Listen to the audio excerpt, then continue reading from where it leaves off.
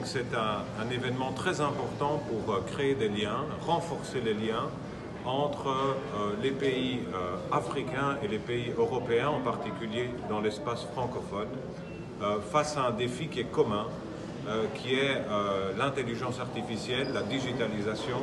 Vous savez que les grandes entreprises dans ces domaines sont américaines, elles sont chinoises, l'Europe et l'Afrique sont entre les deux, et donc il est essentiel qu'elles puissent collaborer aussi en ayant des règles communes pour encadrer ces phénomènes, ces entreprises. Et c'est pour ça que nous sommes là aujourd'hui, pour essayer de trouver quelles pourraient être ces règles communes entre pays africains et pays européens. Alors ce sont des grandes opportunités, mais des grands risques aussi. S'il n'y a pas de règles, c'est l'anarchie.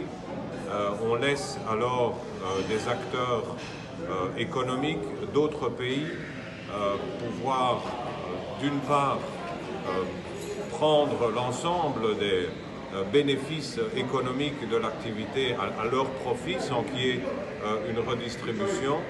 On risque aussi de se retrouver dans le cadre de ce qu'on pourrait appeler un néocolonialisme numérique, dans lequel et l'Europe et l'Afrique se retrouveraient.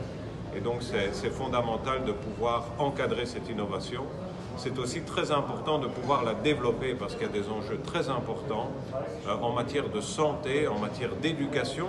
Toutes les journées ici se font de manière hybride, c'est-à-dire qu'on peut les suivre ici à Dakar, à Bruxelles, à Paris, à Kinshasa, au Togo, partout. Et donc c'est très important de pouvoir utiliser ces avantages liés à la digitalisation, à l'intelligence artificielle au bénéfice de tous.